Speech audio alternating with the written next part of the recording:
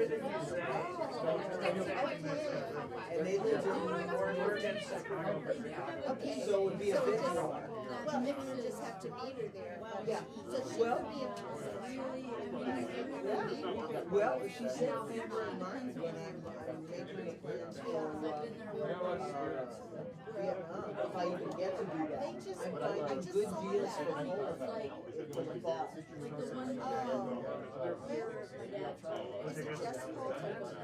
That one's just Poland. They're making one that goes around wherever it is. I want to tack on a few days and try and find some. So if you find something that's Poland and a couple of other places, that would be fine.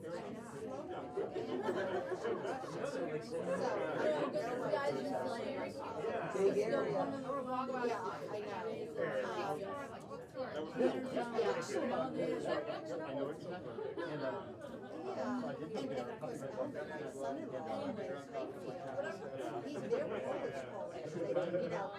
It's either a great thing if you try to make the chief or a horrible thing if you die yourself. Alright guys, we're gonna get started in about 5 minutes, so silence those cell phones, y'all. Did you guys want to put your phone on vibrate? And where did she go with her picture? was it her or The other one. But like downtown, like you drive to the downtown, just Oh, I thought it was your knee you wanted it. my niece? Well, my niece are feeling okay now, but now the back hurts too. So Do you do back exercise? no, it's not. I don't do anything. They're very simple. Get yourself a yoga mat or some, or lie on hard, okay. And just tilt your pelvis so that you flat your back. And hold it for 8 seconds. And do that 8 to 10 times. But if your back is tight, don't push it. And gradually open it up. Something that'll really shake up your side.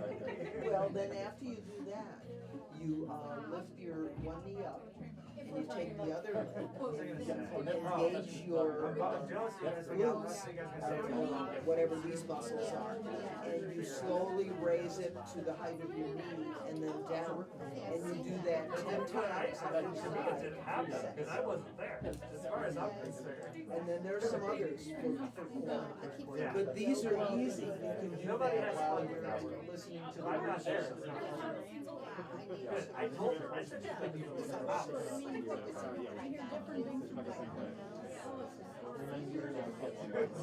Well, I could tell when we were walking, especially when I shed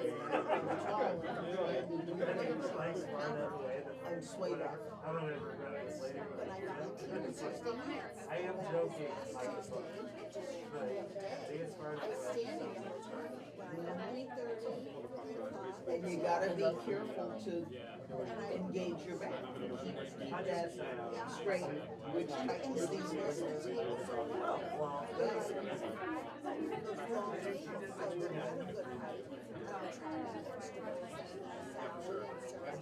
I try to remember that when I'm driving too, if I'm driving long distances or in a plane, that I'll scrunch and hold that to both straighten out the back and to exercise these muscles.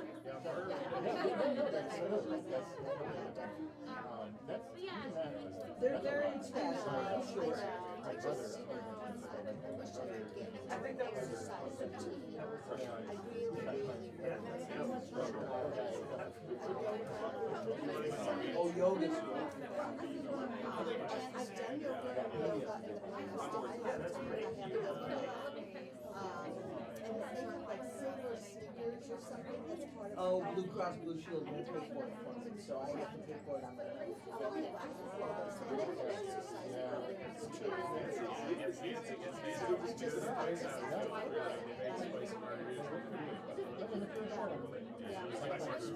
Well, before we get started, I'm gonna find her to get yeah. We're not that far. Thank you. Feel free to sit. no. Just so you do. I didn't want to spoil anything for guys. Oh, no. That's where we're supposed to. I think it's a great because that is. I think it's 5 Okay.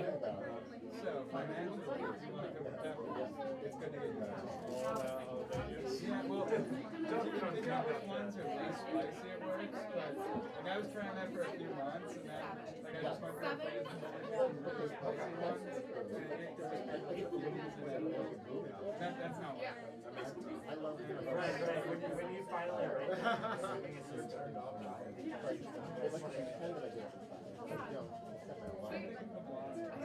It's just while I was giggling about the trip, and just my usual, oh, do I want to spend the money? Is this a place I'm interested in? What's the rate? And then just today, it dawned on me how absolutely. Send it to my daughters. Oh, okay. Fashions. I designed a whole bunch of chairs for How absolutely blessed I am to have found you all. We had such a good trip. Yes. Had the dinner afterward, we're planning another. Go for it. And who knows how long this foursome is going to last.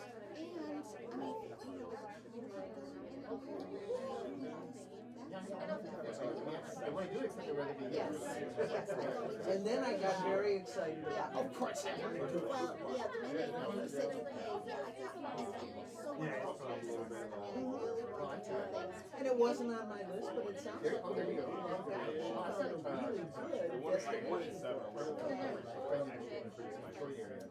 Yes. Because you're She goes over, what the heck is going here? And Mary D is on the list. Yeah. It's like, I wouldn't be there. I wouldn't do that. We don't know what next year's going to go. Did you get your picture? Yeah, yeah. Kids are. Oh, that's a good thing. Great. You gotta get a master's. What about women focus? Yeah, seriously. Yeah, they did.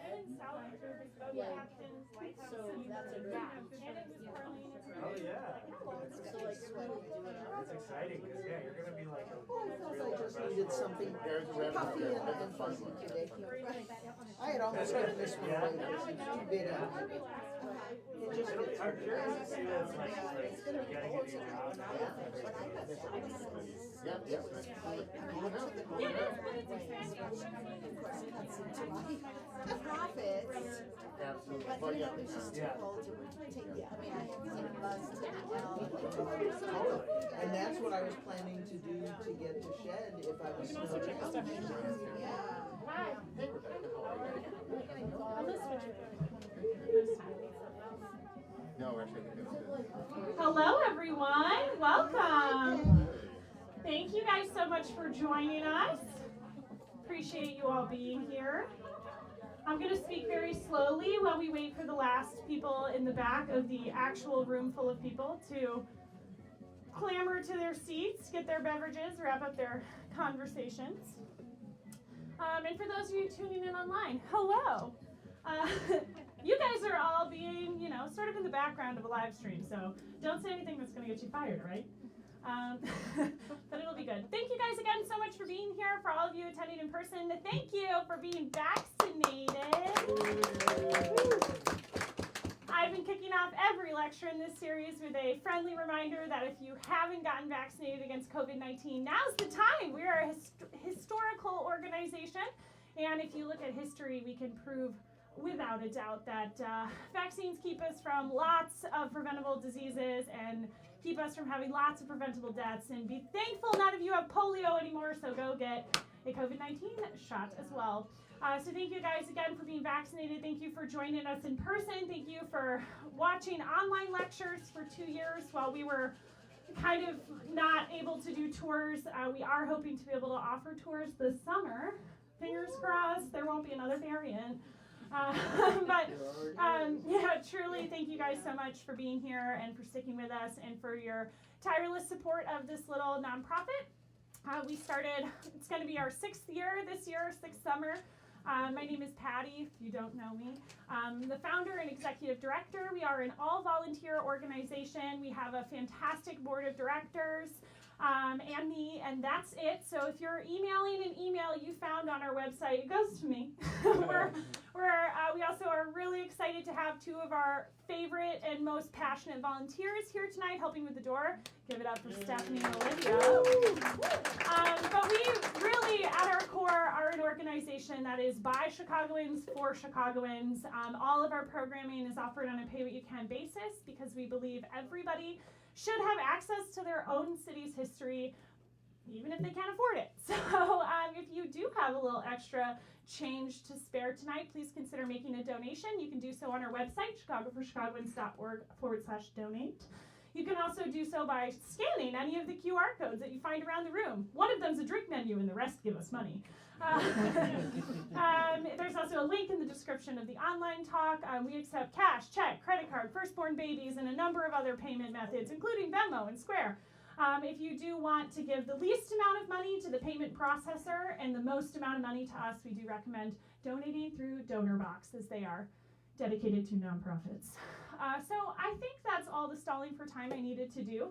Thank you guys again for being here. We have a lot of great lectures in this series, so keep coming back every week, Thursday until April.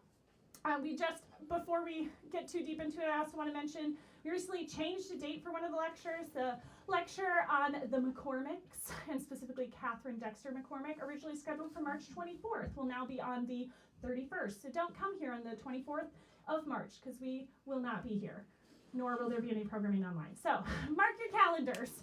And without further ado, it is my extreme pleasure to introduce our speaker for tonight, who not only just so happened to be my randomly assigned freshman year roommate at School of the Art Institute of Chicago.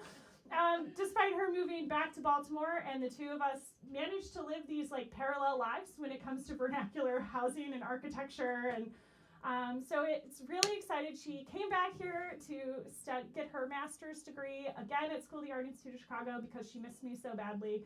And she's an incredible scholar. She has more degrees than I can count, and is an incredibly passionate and strong advocate for public housing, which is an oft neglected topic in Chicago history, and one that's really important that we should all be aware of, especially as an organization that prides itself on being accessible to all. Housing as well should be accessible to all. So give it up for Elsa Haarstad.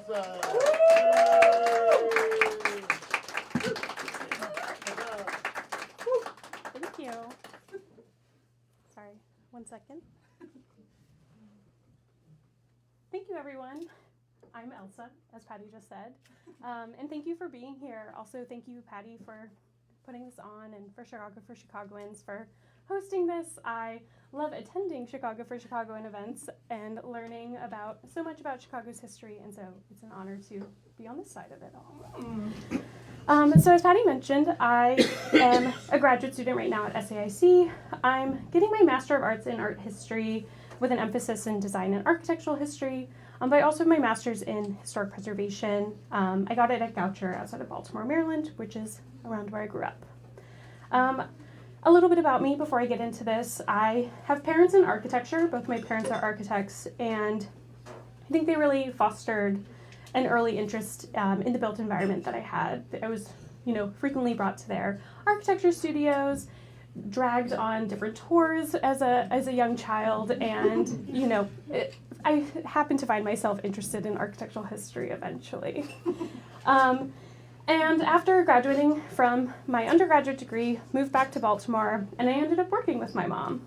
She is an affordable housing architect and specializes in supportive and affordable housing.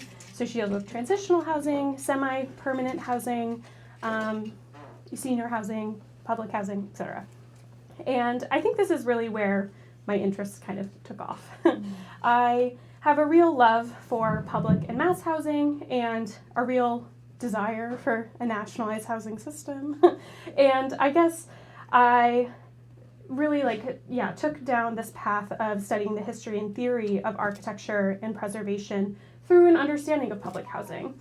It's a really fascinating subject, and I hope we can all learn about it more today. So, as many people know, I consider myself, here today, I consider myself a bit of a budding historian of housing. And my main focus is the 20th century of public and mass housing, specifically in the United States. I find it to be very fascinating and important, but it's also a really great space, I think, for historians and preservationists to enter social justice conversations, racial justice and equity conversations, and just learning about like a way more robust and intersectional approach to the built environment. We can, look at public housing as a way to think about housing access that people need, fighting against displacement of people, and then fighting for general racial equity within our built environment, which is rife with a lot of racism, xenophobia, classism, etc. And we'll talk about that today. And as Patty just mentioned about vaccines, I also think we can see that the past really serves as lessons to us about our present times, and how I hope today we can think about the history of public housing and then reflect on how this maybe is present in our current times and our contemporary environment today.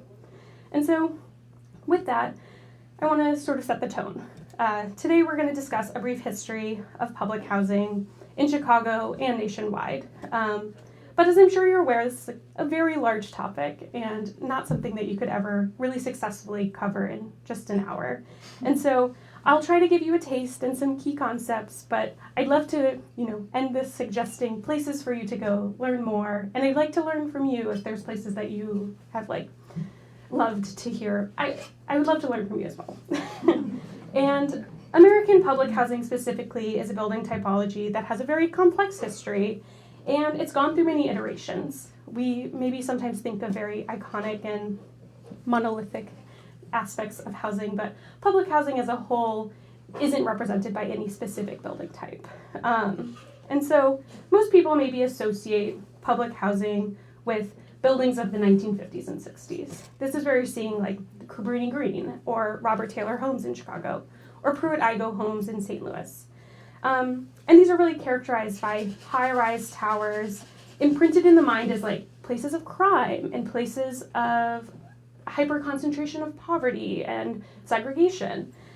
And while we will unpack this, there's also other iterations of public housing. There was also the first wave of public housing around the New Deal.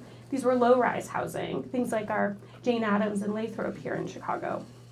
And so when we're thinking about this first generation housing, we're thinking about, a series of government efforts that were created to target mass unemployment, housing issues around blighted areas, often referred to as slums, overpopulation in different housing, slum lords who are, not providing safe and decent housing for people.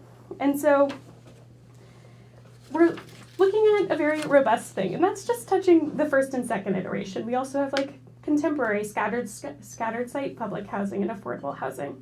But let's back up. What do we mean by public?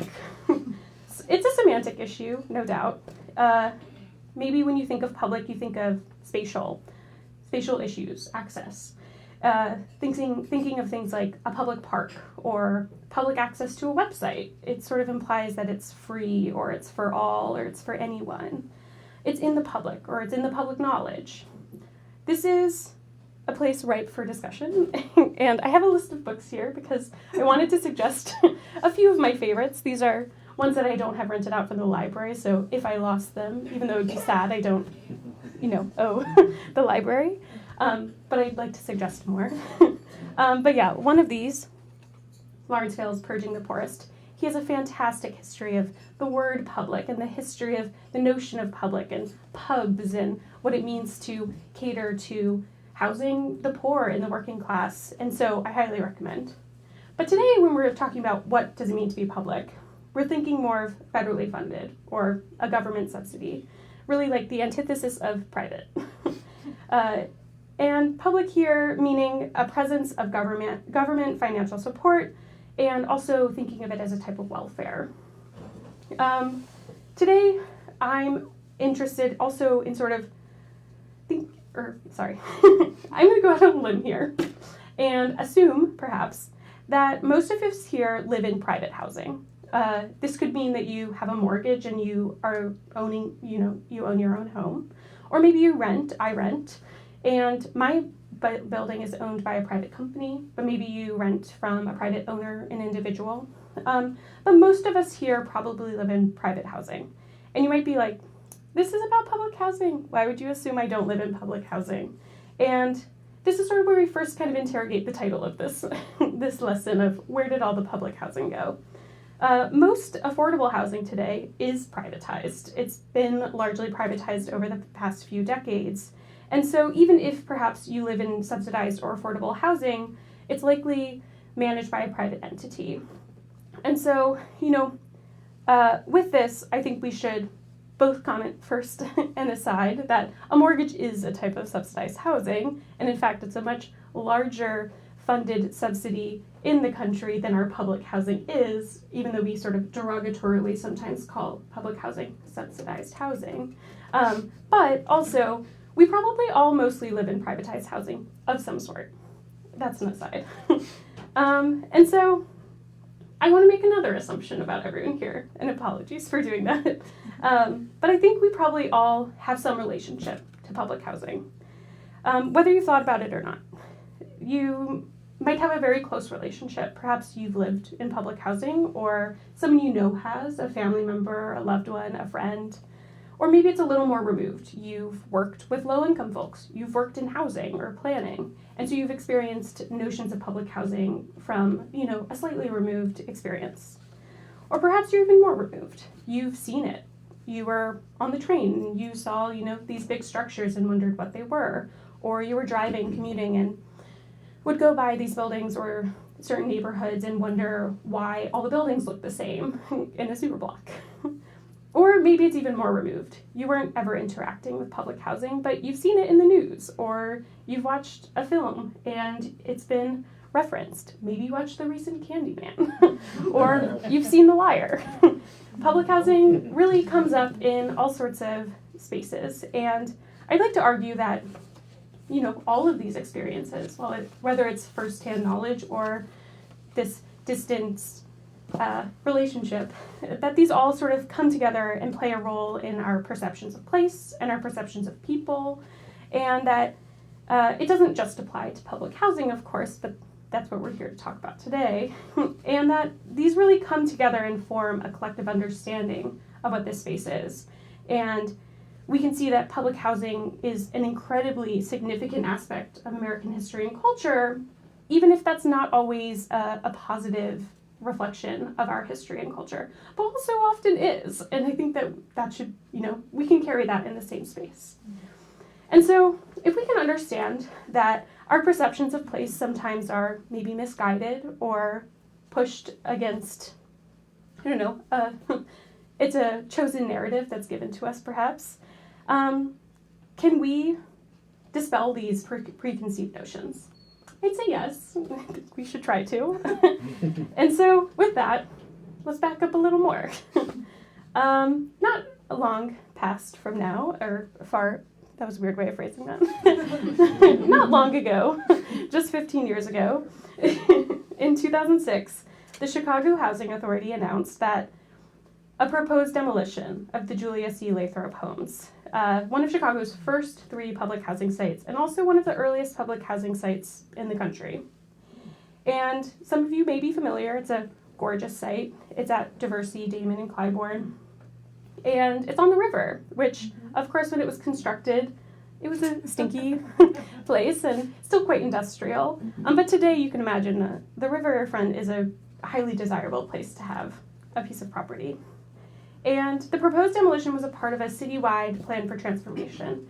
It was a $1.6 billion that would target different distressed public housing, is how they defined it, around the city, and demolish the properties and redevelop the sites into mixed income, mixed use places. And there was a lot of pushback, specifically for Lathrop, but also for other sites. And a debate ensued. We had on one side city officials and developers that were partnering together to demolish and redevelop the land. And this is of course, quite simplified, and it's a little more nuanced. And then on the other side, a coalition of residents and housing advocates, preservationists, that were all interested in both preserving the buildings and also pushing against the displacement of the residents that lived there in a proposed demolition. Spoiler alert, if you don't know, it is still there. It was not demolished. Lathrop's is still standing. It wasn't demolished, and quickly after the proposed demolition, it was immediately positioned quite differently from other public housing in the way that people were representing it in the media or in the news and in this fight against its demolition. One article in the Tribune read, quote, "Clustered among trees and other green space near the banks of the Chicago River, the development is beautifully sited," said David Ballman. He goes on, "This was the first generation of public housing in Chicago, and it was successful compared to the generation of public housing that came after, like Robert Taylor or Cabrini Green," end quote. This was echoed also a year later when Preservation Chicago listed Lathrop on their 7 most endangered list. A quick aside, to my knowledge, and I've talked to Ward Miller at Preservation Chicago, and he thinks this is true as well, that this was the first time a public housing site ever showed up on a municipality's most endangered list, or a national list. So it was quite significant. It showed up twice on Preservation Chicago's, Lathrop did, both in 2007 and I think 2013. And then Altgeld Gardens has also been on Preservation Chicago's. And then the National Trust has featured about 2 or 3, I believe, on their most endangered. And so this garnered a lot of public interest around the proposed demolition. And again, we saw this positioning of Lathrop as some sort of best. It was like a superlative around it. The quote said that Lathrop Homes is the best public housing development Chicago ever built. Even if it were built today, it would be an excellent example of architecture, planning, and landscape design working together to create a pleasant, humane environment for the residents and surrounding community. Lathrop Homes is a historic site that provides continuing lessons on how housing, both public and private, should be designed in the future, end quote. So again, we're seeing Lathrop as being positioned as this sort of exception to the role of public housing here. The fate is tied into it being the best. It's beautiful. It's humane. And we see with the Tribune article that it's positioned against or apart from Cabrini Green or Robert Taylor. And so we might wonder, like, why? Why was this different? If we take it at face value, it sounds like it was designed differently, which it was, and we can talk into that. But at the same time, Jane Addams Homes, built at the same time as Lathrop Homes around the UIC campus, determined eligible for the National Register at the same time that Lathrop was, and also on the list of proposed public housing sites to be demolished, didn't have the same fate. There was also there was also a lot of residents and housing advocates that fought against its demolition, but ultimately the majority of Jane Addams homes were demolished, except for one building, which will house the National Public Housing Museum. Another aside, an amazing organization. They have an incredible oral history archive, and I highly recommend spending time with it. And hopefully they will be in their site soon. They're currently up further north in a small site, and they do have exhibitions occasionally, and they're truly fantastic. And so we see again. So if we look at Jane Addams Homes, which was built at the same time, it was also a first iteration public housing. It was built at the same time with the same materials, the same goals. It had a very different outcome. And so is it as simple as saying that the public housing that remains in our built environment was built better, or was somehow, a better representation of what ideal housing could be? It's a little more complicated, I suppose. And so, again, we're going to go further back to the history. What was going on here? Where was public housing started, and what was different? So, as I mentioned, American public housing can be categorized into a few phases, as you maybe noted in that quote as well. There's that first wave, first iteration of public housing, which is the low rises like Lathrop and Jane Addams. And then you have the second wave, which is high rises like Cabrini Green and Robert Taylor. And then you have, later 20th century into the 21st century where you're looking at scattered site. And these are ones that are could be anywhere. It could be a single family detached home, it could be a row house like in Baltimore, it could be a duplex, etc. And so, noticeably, we're going to go back to the first iteration. Lathrop Homes was a part of this. These 1930s and 1940s constructed low to mid-rise style housing, often 2 to 3 stories at most, typically brick, sometimes concrete, stucco clad. And they were notably utilized for people who were needing housing during or after the Great Depression, and then also people returning from World War II later. In these first iteration, we can also think of these as like New Deal era housing. During the Great Depression, a newly elected Franklin Delano Roosevelt rolled out a series of programs that were collectively known as the New Deal. And these programs were intended to revitalize a country that was experiencing unprecedented unemployment, rejuvenate a sense of patriotism among citizens, and really lift people out of this economic disparity. It's quite familiar to our current times. And part of this was housing construction. And so while these programs were the first time that the United States was implementing a wide federally funded program around housing, the concept of housing for masses is far from a new idea. For one, many countries in Europe were decades ahead of the United States. They often refer to it as social housing, and it's still very robust and a wonderful program, especially in like Austria and other countries as well. But additionally, the notion of providing housing for low-income or marginalized people has been occurring for centuries. Lawrence Vail, who I mentioned earlier in one of these books, really details on this like phenomena of social housing. And he writes, quote, "In this historical context, the large publicly owned housing projects built in every large American city during the mid-20th century may be seen not as a unique and isolated phenomenon, but as one manifestation of a continuing struggle. Before there were public housing projects, there were model tenements, zoning laws, philanthropic developers, there were settlement houses. All of these helped to codify the relationships among land tenure, house form, labor, and all were attempts at improving poor people, in quotations." And so, end quote. And so here we can see that the notion of public housing is really tied into both this history of housing people, but also this notion of reform. Social reform is very tied into especially the early iterations of public housing. What were the proper ways of educating people, and how could you lift people out of poverty, and could you lift people into like better ways of living? And there's a lot of, we could get into that later, but yes, a big undertaking. And so while this was going on for centuries, housing people, and also social housing had already undertaken in Europe, it was a big deal in the United States that we, managed to put out a program where we were going to subsidize housing for the general public. A hallmark of the New Deal was the passage of the United States Housing Act of 1937, the Wagner-Stable Act, which I always feel like I say wrong, so sorry.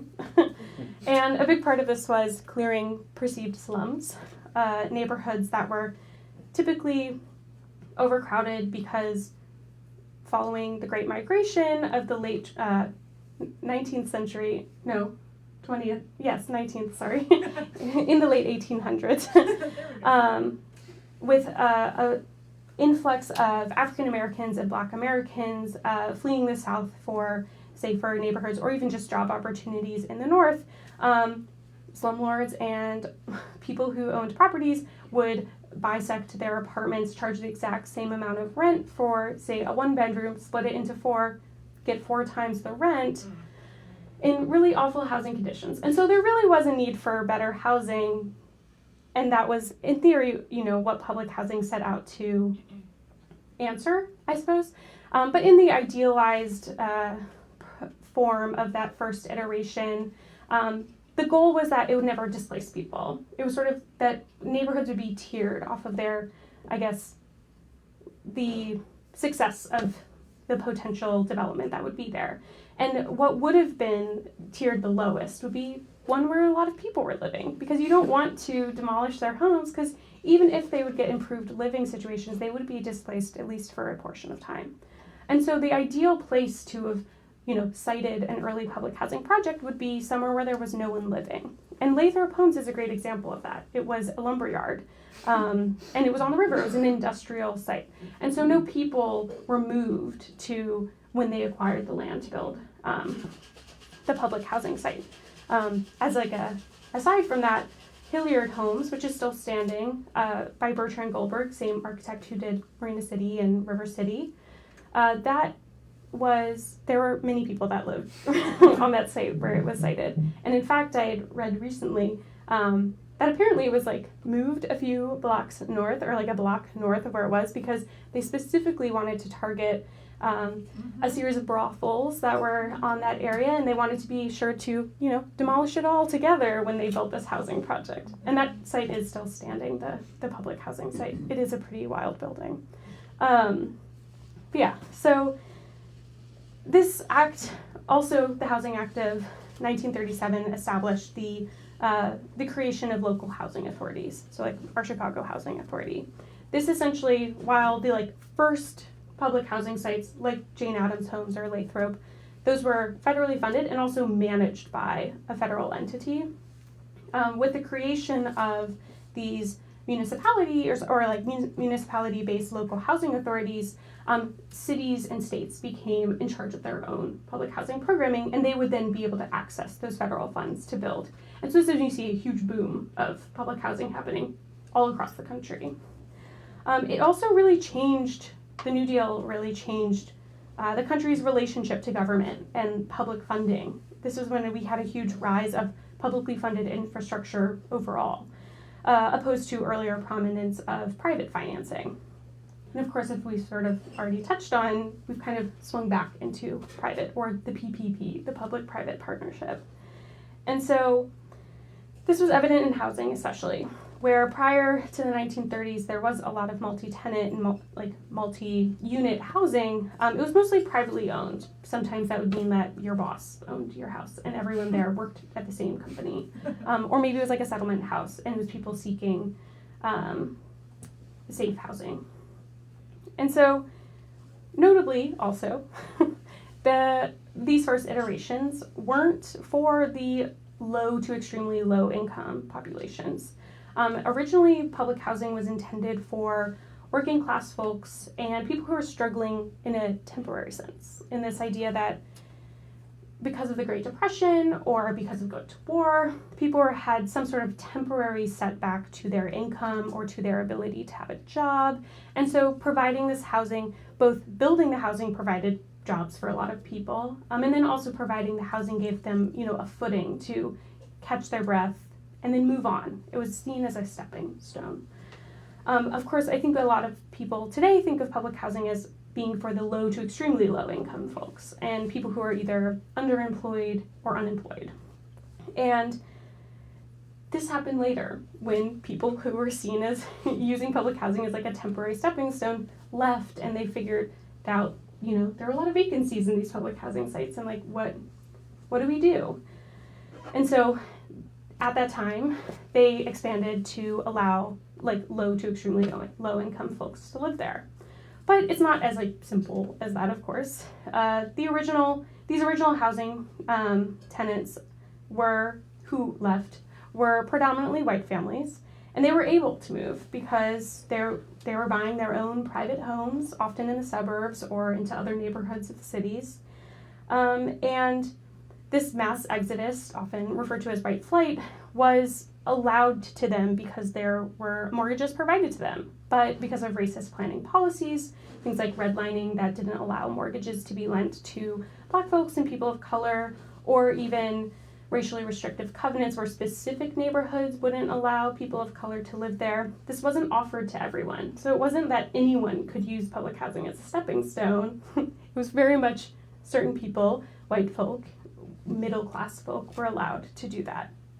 And so with this mobility, public housing really shifted to be predominantly Black and low to extremely low income folks. And this is when you see a shift in the quality and maintenance that cities were providing to housing. And I'd go on a limb to say there's no hiding the fact that this is clearly tied to racism within the city and cities really catering to their wealthier residents who now were, living in different neighborhoods or the cities, as I mentioned.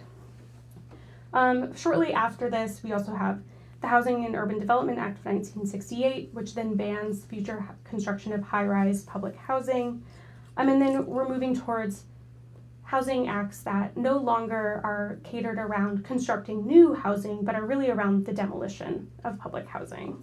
And so I keep backing up, but pausing there, I suppose I should say.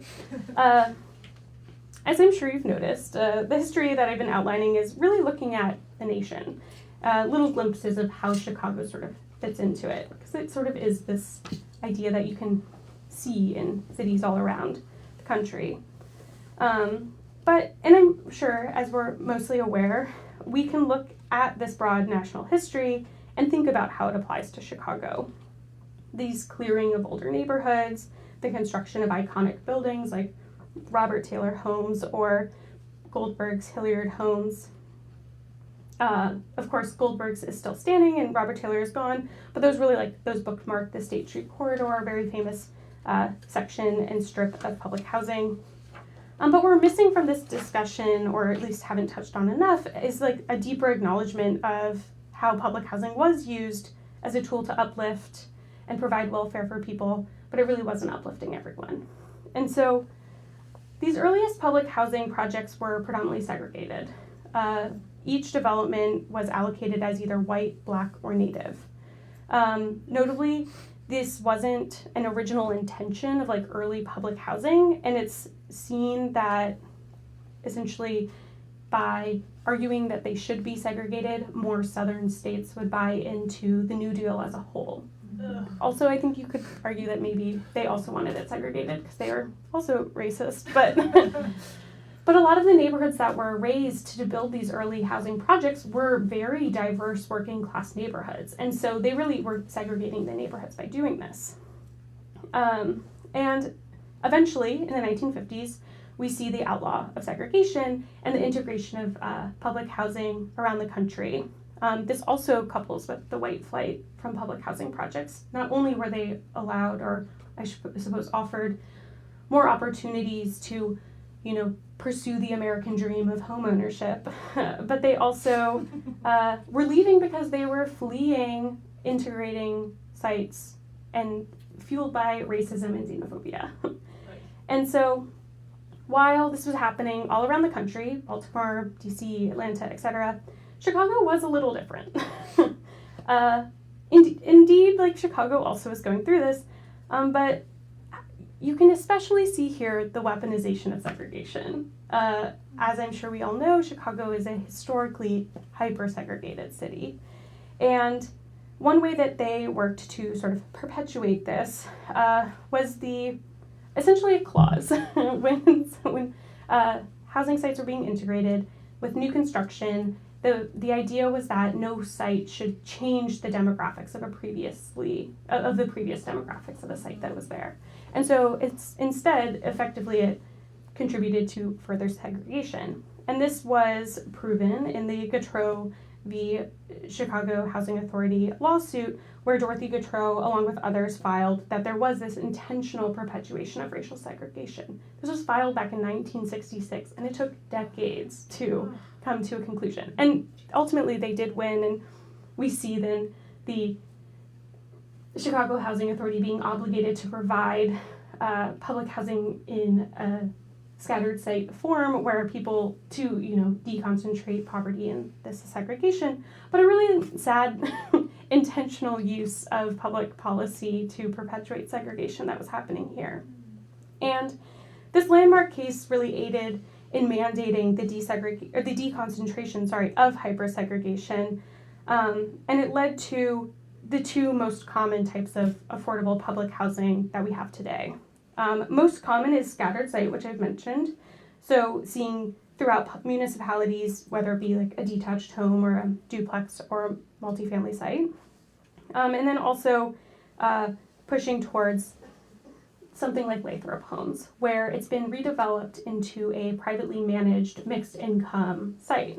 So Lathrop Homes is supposed to operate on like a third split of a third of it being market rate units, a third of it being CHA funded affordable housing, and then a third being a percentage of an AMI, so people paying a percentage based off of whatever income they make below the median income.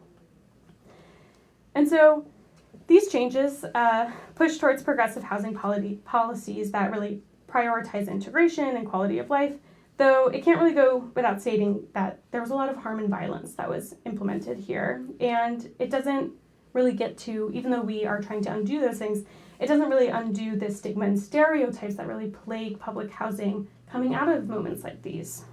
And so, returning to demolition, as I mentioned, policies then after the 1968 Housing and Urban Development Act, we see a push towards policies that emphasize demolition over new construction.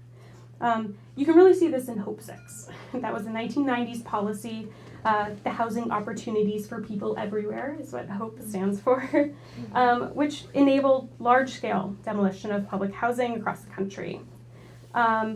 Lawrence Vail notes that the first selections of housing sites in Chicago really paralleled a really tragic murder that happened at Cabrini Green, and that it was sort of fueling this desire to demolish public housing.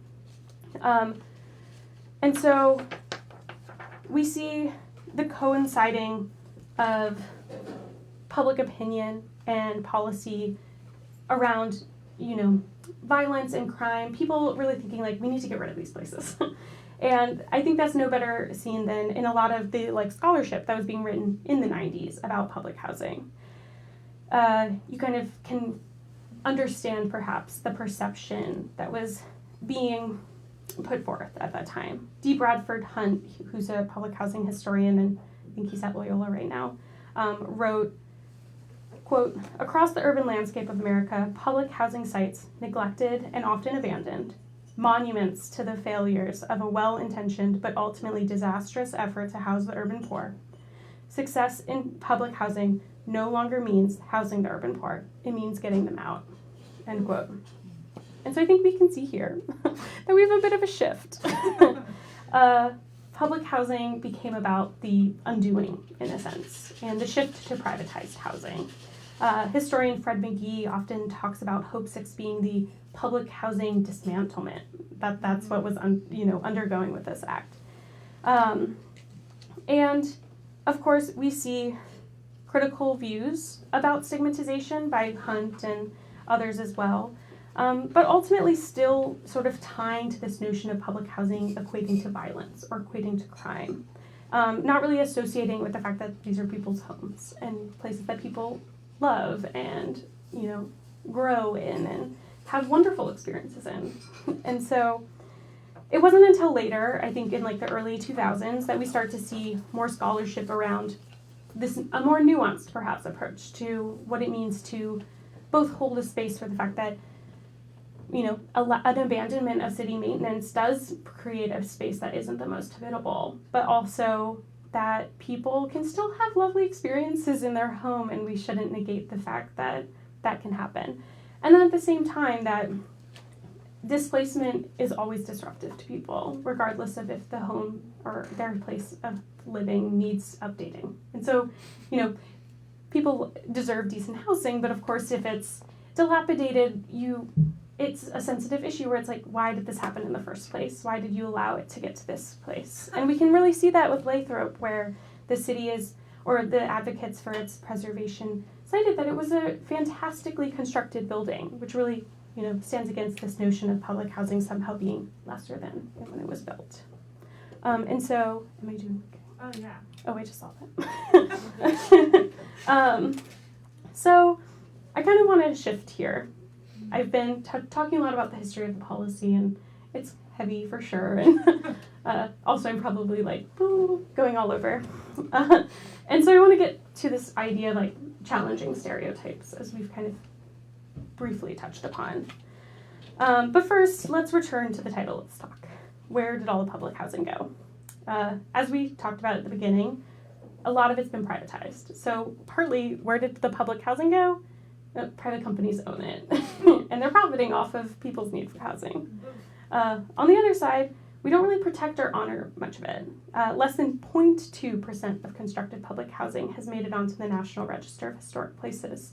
And while that doesn't prevent it from being demolished, as has happened before, it does provide, tax incentives and a sense of honor that that place has been recognized as significant. But then also, we've been raising a lot of it. Where did it go? It's been demolished. Our Cabrini Green, notably, was both the first ever tower to be demolished under Hope 6, and then its final tower demolished was also the last tower under Hope 6 to be demolished. It really bookended the entire demolition process for the country around this type of housing. And so with this last portion of this talk, I'd like to shift away from thinking about the history of public housing and the policies and its shifts, and think more about a case study in Chicago and its parallel in St. Louis, Missouri, as a way of thinking about how do we remember public housing and how do we continue to think about public housing.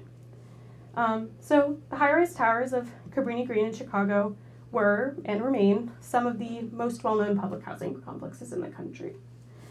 The life cycles of these mass housing structures represent so many aspects of public housing's impression on society.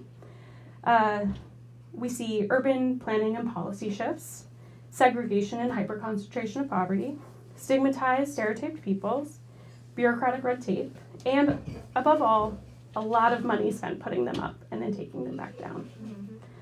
In 2011, Jan Tichy, along with a robust list of collaborators, including his partner, Efrat Appel, installed a Project Cabrini Green throughout the last standing tower at Cabrini Green Homes at 1230 North Burling Street. The installation created a visual of a sort of occupied multi-tenant structure. It was destroyed then, along with the tower, over a 30-day demolition. Cabrini Green Homes was made up of 3 separate building phases. We have the low-rise Francis Cabrini row homes that were built in 1942. Still there, most of them. Some will be demolished soon. The mid to high-rise red brick-clad Cabrini extension towers that were built in 1957. And then finally, the reinforced concrete high-rise William Green towers, or homes, built in 1962. The Cabrini,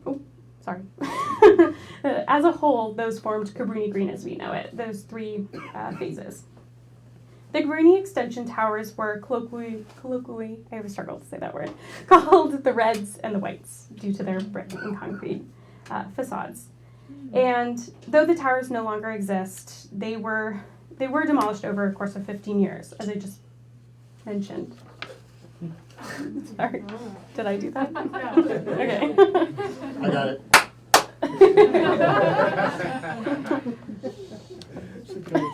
Sorry. Yeah, the ghost of Cabrini Green. Candyman, no. Oh, that's Mayor Daley coming to get you for this. And we have a ghost. I'm just gonna keep going. Okay. Yeah. And so You're yes. welcome. Yes. The last remaining tower that was to be demolished was one of the Whites. It was a 15-story reinforced concrete rectangular block, as I mentioned, at 1230 North Burling Street. Sorry. And it seems appropriate, or at least not surprising, that when this last tower was finally vacant and scheduled to come down, that people gathered to figure out how to commemorate this moment or to memorialize the loss of this building. And there was a public art performance led by Tichy. It was installed in March of 2011, right ahead of a planned month-long demolition. Sorry, a little redundant there. There were 134 LEDs placed in the cavities of the structure, and they were programmed to blink the entire duration of the demolition each night for that month. From 7 p.m. until 1 a.m. The blinking was corresponding with poems that were written by children and the pacing of their readings. At the opening, the audio of local school children played, reading poems that they had written about their memories of living in or around Cabrini Green. There were marching band performances, and all the while, a live footage was streaming at the MCA, just a few blocks east. One poem by Charles Kilpatrick read, "When I moved in, I felt like I was already here. But once it fell apart, I felt like shedding a tear. They really don't know what it feels like to be pushed away. The government is taking our homes. They think it's okay. In looking at Project Cabrini Green, it's of course important to also think about its relation to demolition legacies in public housing. As I touched on, there was a lot of demolition happening in the 90s, but it really connects to one specific, I would say, demolition, the famed demolition of Pruitt-Igoe homes in 1972. So I'm shifting away from Chicago for a moment to talk about this structure in St. Louis, Missouri. While we're here, likely familiar with a lot of Chicago sites, in general, I would say Pruitt-Igoe is also perhaps one of the most, if not the most, famous public housing sites in the world. American public housing sites, perhaps. Its infamy, now discussed in many architecture, planning, preservation, sociology courses, is really linked to its dramatic lifting, erection and then demolition. It was it was publicly televised, the demolition, in 1972, and really imprinted in the minds of the public that public housing must be a failure if it could be constructed and then demolished just 17 years later. As we sort of touched on the policies that were happening, Pruitt-Igoe Falls, it was constructed in the 50s, early 50s, and was a product of the Housing Act of 1949. It was designed by Minoru Yamasaki, same architect of the World Trade Center in New York. It was 33 11-story buildings, 2,870 units over 57 acres. It was quite a monument, a monolith perhaps. And it was considered a mammoth modernist style, greatly influenced by Corbusier and other modernist architects from over in Europe. It was greatly influenced, apologies. Soon after its completion, it became known for crime, vandalism, and a general lack of maintenance at the facilities. Echoes things that we hear about sites here in Chicago. And at its opening in 1956, Pruitt-Igoe was 95% occupied, and just by 1970, 14 years later, it was down to 65, leaving 1,800 units vacant. It was at this time that the St. Louis Housing Authority declared it a slum and declared it to be replaced. They decided to demolish the properties in 1972, only 17 years after it was constructed. And the demolition was broadcasted, as I mentioned, really cementing it as a failure.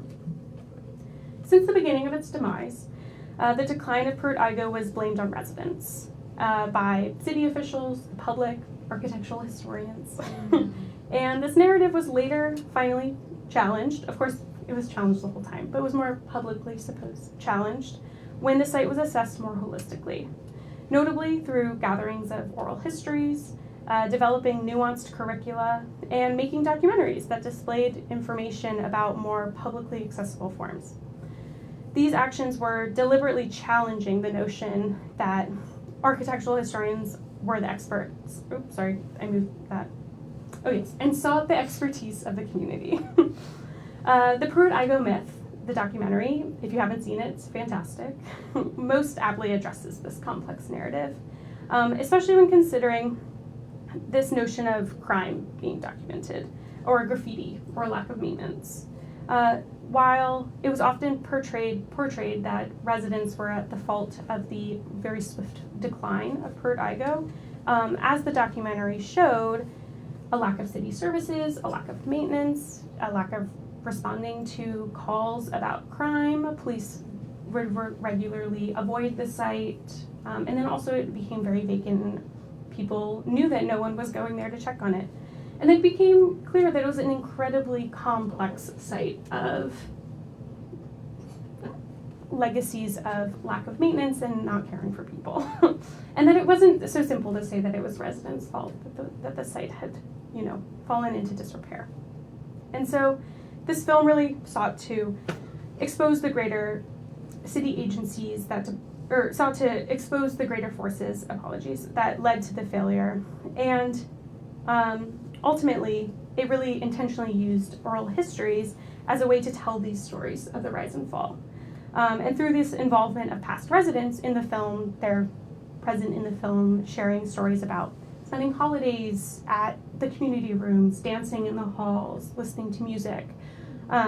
You see that Pruitt-Igoe was people's homes, and that you can bring together this more humanistic and compassionate, complex understanding of place.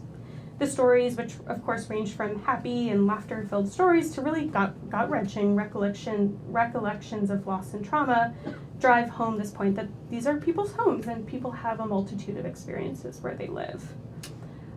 There were holidays celebrated there, dances held, and communities built.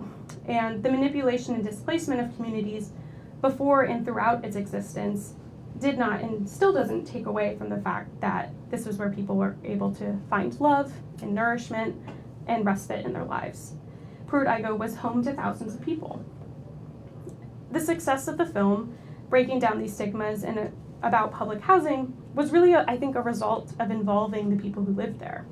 Producing a film that dealt with a complicated narrative, but with so much more nuance than we were seeing in a lot of these other histories. It was sensitive and it was compassionate. And as historian Fred McGee has stated, the professional and ethical stakes in the preservation of public housing cases is very high because people's homes are at stake. We're dealing with people. Like, this isn't happening in a vacuum. Addressing a building typology that's entrenched in stigma and stereotypes is already clearly very complicated. But the fact that it's someone's homes makes it even more so. And it makes it even more important to do it with care and compassion. And so returning to Jan Tischi's piece at Cabrini Green, we see another space where we were memorializing or commemorating not just the loss of a building or the loss of a monumental architectural type in the city, but the loss of many people's homes. And signifying both perhaps the loss of homes to people that lived in 1230 North Burling, but perhaps that lived in high-rises anywhere in the city or anywhere in the country. And with this, I think his installation, which was documented, we can see that he's maybe not tackling just previously held beliefs and stigmas, but addressing a visual spectacle of demolition that affirms people's feelings of loss and affirms people's sadness and grief with losing their home. And I think his performance, which echoes, again, Pruitt-Igoe myth and the demolition of Pruitt-Igoe, a rise to a resident-centered and with Tischi a youth-centered value around place. So I think we can think to these places as perhaps opportunities to both create more compassionate and nuanced and sensitive approaches to the history of place, and also learning from people who actually had experiences at these places rather than just a perpetuation of the narratives that we read. So, in conclusion, I've talked about a lot here, and I hope that it's been interesting or informative in some way. But I'd like to get back to what I briefly touched on at the beginning around my dream of a nationalized housing system. My, social housing and personal dreams of nationalized housing are really around the idea that I have a fundamental belief, and I think some people here do as well, that decent housing is a right, and everyone should have a right to wonderful, safe, warm housing, regardless of race, gender, age, employment, income, or even family size. And we've shifted to a majority of privatized renting and housing market in general. And while our current political and economic climates do make it so that these private partnerships are necessary in pushing forward affordable housing, we can maybe collectively agree, or I can say that I don't think that this is the goal. We can understand that maybe this is what's necessary right now to get affordable housing, and it's absolutely necessary.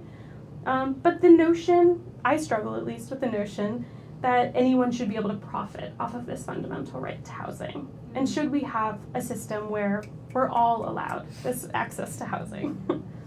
And so with that, I'll close. Thank you so much for your time. I'd love any questions. If I can't answer them, I'll let you know where you should go, hopefully. And again, I have like these books here I'd love to suggest. I have others I'd be happy to send your way. And yeah, go check out the National Public Housing Museum. So thank you.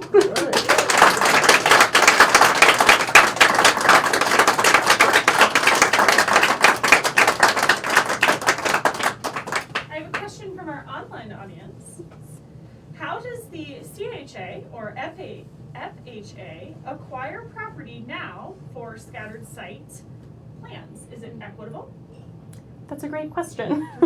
I have to repeat it. Oh, yes. So how does the CHA, so the Chicago Housing Authority, or the FHA, the Federal Housing Authority, how do they acquire sites for scattered site housing? I don't know broadly, but I could give like a specific example. As I mentioned, I used to work with my mother in affordable housing in Baltimore. And so for scattered site housing there, it was a mixture of acquiring houses. So it could be buying cheaper housing that was available in the city. Perhaps city, it's not always equitable to get to your, sorry, the second part of the question was, is it equitable? Not always. Of course, properties that have liens and have been acquired by the city that way could make their way into scattered site housing. But it's kind of a mixture. I don't know if that answers. Yeah. Other questions? Don't be shy. As on the elder edge of baby boomers, of course, senior housing is of particular interest to me. And I would guess that a lot of the push of this is the relative affluence of a senior audience.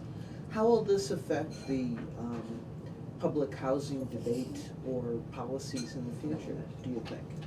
That's a great question. So the question was how, with senior housing, how is the affluence of people within these housing projects, how will that impact senior housing specifically in public housing or in general housing? And of course, that will be primarily non-people of color. And how will it affect policy when we're talking about a profit-based system? In a profit-based system. So my first, I guess, question back would be, is senior housing predominantly white families? Is that what you're asking?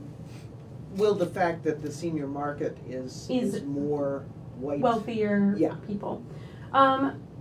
I'm not sure, so I'll say that to start, just so to be transparent. One example I think we could look at is at Lathrop Homes. There's a senior housing site there. If anyone's been over there, there's an eight-story high-rise that wasn't demolished or a part of the proposed demolition. That's a senior housing site. It was a Chicago Housing Authority site built in the 50s, so sort of mirrors a lot of this.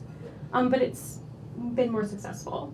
And I think if you look at Hilliard Homes as another example, that's primarily senior housing now. It's also privately managed. But yeah, there's a little more success there. I don't know if I have a great answer to that. I think that perhaps I struggle to answer that because I don't know if there's more stability in like senior housing or if it's that it's like post having children, senior housing has a lot of restrictions around who can live there and when. You know, it's interesting, I think, if we think about the fact that senior housing often doesn't allow children to be there, if I'm not mistaken. It can be smaller units, so right. that may be part of it. And so, I'm not totally sure, but I think that is tied in. Sorry. I think it's easier for people to get behind, too. Yeah, that's probably true. Patty just mentioned that it's easier perhaps for people to get behind senior housing. That's a little more, Doesn't have the stigma. It doesn't have the attached stigma, that's for sure. Yes. What did they do with the people? Great question. What did they do with the people? So, as we mentioned, people have been displaced in a lot of these demolitions, both in the early iterations, people displaced. In theory, the idea is that there's one-to-one replacement in a lot of these redevelopments. That's often not the case. Historically, it's not been the case at all. There's been a severe lack of housing. For Cabrini Green, for example, people were moved all around the city. And so it really disrupted a lot of people's lives because, you maybe were going to school in the area, you maybe had a job in the area, and you're like frequent commute, and all of a sudden you've been moved to a different public housing site that's miles and miles away. Notably, I mentioned how Cabrini Green spanned like 15 years in the demolition of the first tower from the final one. The reason that last one took so long was there was a resident who, Annie Ricks, who really pushed against moving. And she was first shuffled around the different towers as they were developing, and subsequently was finally moved out ahead of 2000, in like late 2010, in a very sad story. It's talked about in Ben Austin's High Risers. But what I think of note, I didn't touch on this with Jan Tischi's piece, Project Cabrini Green, I think we can be sort of maybe critical of the fact that there was a very long, decades, nearly long process of trying to evict all the residents. Evict technically wouldn't be the right word since they were moved. But to remove all the residents from the towers.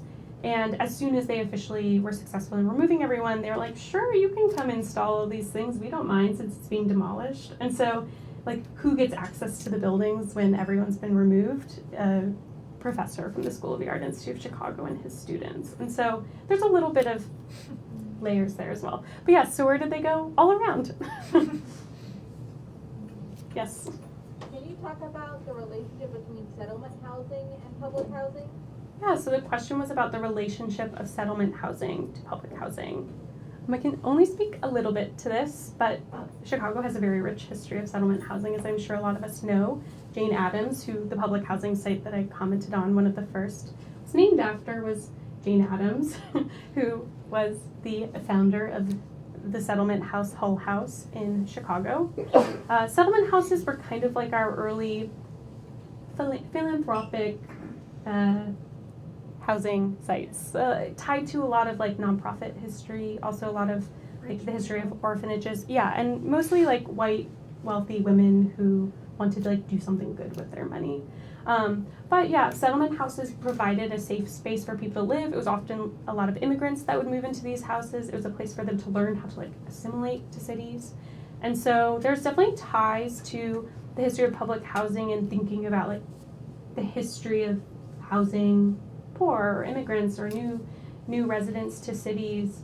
But it also, I think, is like distinctly different in the fact that there was like a lot of obligations of people that lived there. Sometimes they had like work, I think, to like make their living there.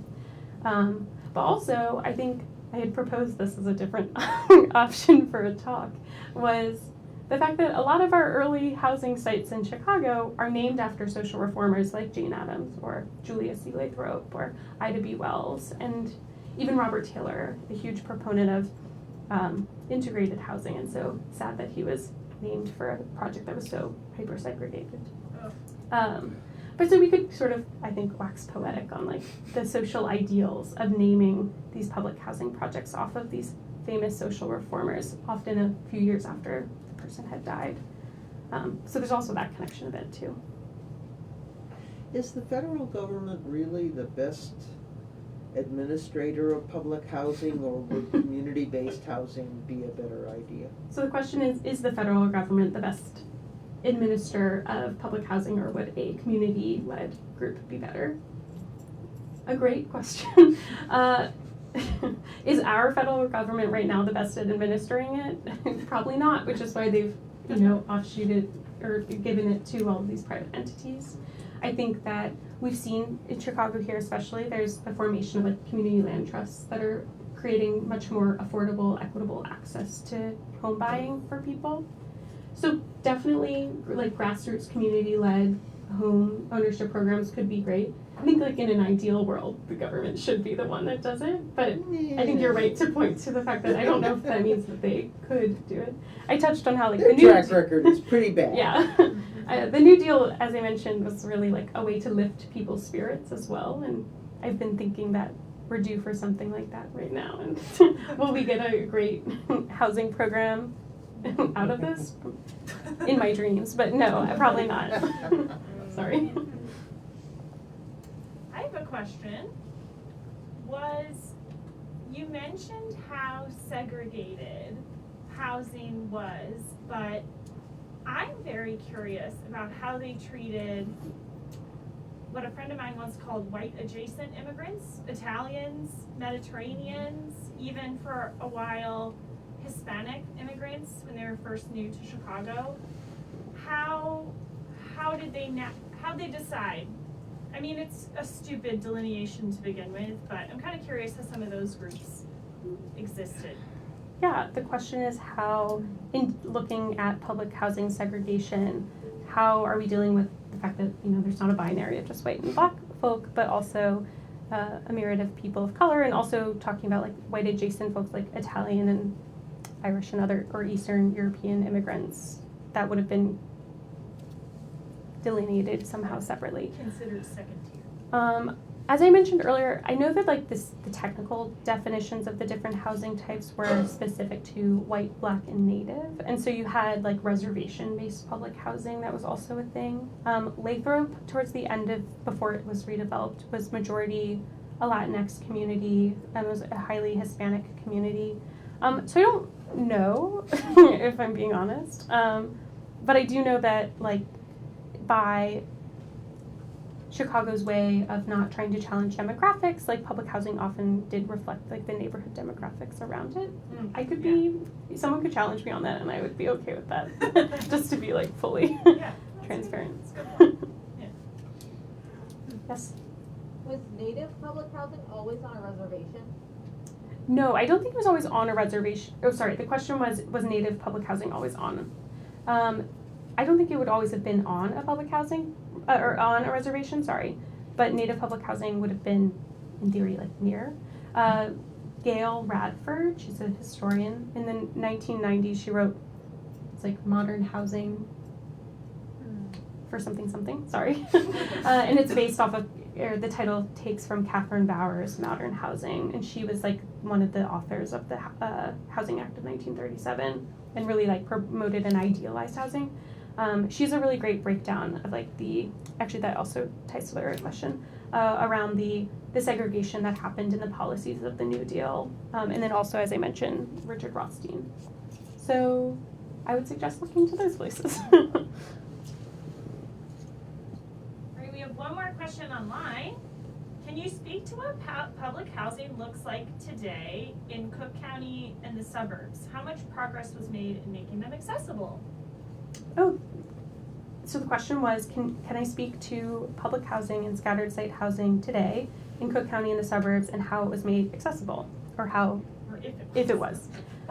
Again, sorry, I don't totally know, but I can speak to, again, another city, Baltimore. So similar to the Gautreaux case that I talked about here, which then led to a consent decree that required following through on segregated and deconcentrating poverty.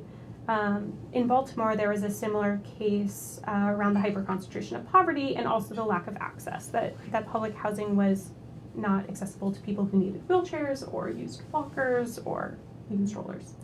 And so there was a consent decree that was done there for scattered site housing, which followed what we talked about earlier. The city would acquire various houses or even vacant lots in Baltimore. That was also one of the ways that they accessed land, and then would commission architects to build as cheaply as possible decent and accessible housing. And so I know in Baltimore there was a series within this consent decree, a series of houses that were specifically for people who used wheelchairs. And so like the counters were all lower and the bathrooms were larger.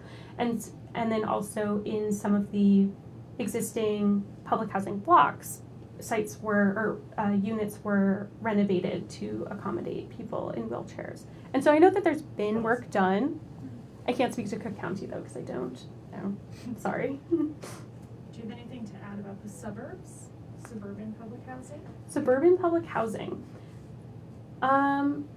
So scatter site housing does like exist out in the suburbs, and I'm sure there have been larger public housing projects done in the suburbs, but predominantly, of course, when we're looking at like early public housing, these were happening closer to city centers. If we think about like this sort of cyclical displacement that was happening here with people being removed from city centers to have these sites built, and then people fleeing the city, we now have seen like a huge influx of people into cities. Well, with COVID kind of bounced back again. But because of that, there's been a real fear that poorer and like low-income folks are going to be pushed to the outskirts of cities, which has a set of problems, which is that we don't have as much access then to people to get around, like public transportation or road access and things like that. And so I don't think there's as much of a prominence of public housing in suburbs. Again, like if someone wants to challenge that, I'm totally open to that. But you will see like scattered, say, affordable housing. And also, sorry, as another note, I can't remember if I mentioned this, but I think it's important to note that mortgages are a type of federal, I think I talked about this. Mortgages are a type of federal subsidy. So if we're thinking about like federal subsidized housing in suburbs, most of it is a type of federal subsidized housing, like single family homes and the like. Of course, just in a different setting. Thank you. Any other questions? I have a question. Yeah. So early on you talked about some of the reasoning for doing different public housing, so like decentralizing or getting rid of perceived slums. Was there any other like subtext for the leaders of why they would do that? Like were there things like work requirements that was a thing that they wanted to try to instill, or like was there any like deeper reasonings and things they're trying to get to? Yeah, so the question is looking at like this first iteration of public housing, the different reasons that it was implemented, and I had mentioned how there was, sorry, I lost my train of thought there. Yes, looking at like, were there other reasonings for why public housing was being implemented by the government at that time? Definitely, like, I think there were a lot of robust reasons, some more insidious than others. I think that if we're looking to communities that were displaced, like, this is a little later, but with the Hilliard homes that we mentioned and how it was moved specifically to target like brothels, that there was very intentional targeting of neighborhoods that people wanted to dispel, I suppose, or that word, disperse, thank you. And in Baltimore, this is also super prevalent. Perkins Homes was a focus of my study years earlier, which is outside of a very now wealthy neighborhood, and that was a very diverse working class neighborhood that was demolished for a white public housing project, and then it was named after the first housing authority director for Baltimore, who was, and it was like to honor his the removal of slums in the area and like slum clearance. And so I think it was also very targeted for swaying neighborhoods to have specific demographics in many cities. But I also think it's not all insidious. I think that there were real needs for safe housing, and that some of this was really coming from a place of wanting people to have like dignified, affordable housing. So I think it runs the gamut. Yeah. All right. Thank you so much.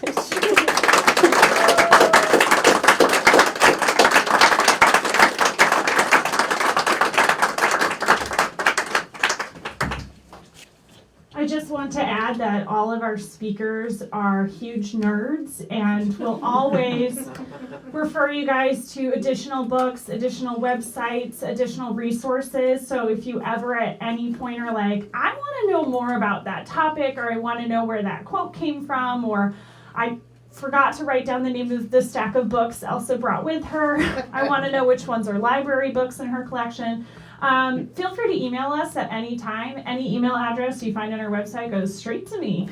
And Chicagoans.org, you can email us info@chicagoforchicagoans.org. We're always happy to connect you to the speakers, who will then probably send you a novel to read with their sources and all those links. Again, we believe in making history accessible, so I would say probably 95% of the resources any of our speakers are using are also publicly accessible. We go real hard in those library archives, so if you don't have a Chicago Public Library card, y'all go get one. You can do a lot with that thing. So yeah, if you guys ever have a question or you want additional resources or you think of a question to ask later, please feel free to email us. We're always happy to answer that. Thank you guys again for coming. Thank you again to Elsa for a fantastic lecture on public housing. We will be back here next week. Next week's lecture is already sold out, but you can add your name to the wait list. The good news is the wait list, you will actually get a ticket most of the time if you sign up on the wait list. Most people actually don't check their emails when they're given an opportunity to register. So don't just sign up on the wait list and forget about it. Check your email. That's a really good strategy. So next week's is sold out, but you can sign up on the wait list. And 2 weeks from now is another great lecture, which is a horrible history of Chicago bridge safety. So you can register for that starting tonight. And you can hear all about how we no longer fall into the river. But thank you guys again for coming. Please give it up for your bartenders tonight, Rebecca and Will. We're so excited. Tip them generously because bartenders have also had a really rough couple of years. So thank you guys again for coming out. And don't forget to donate on your way out. Thank you guys.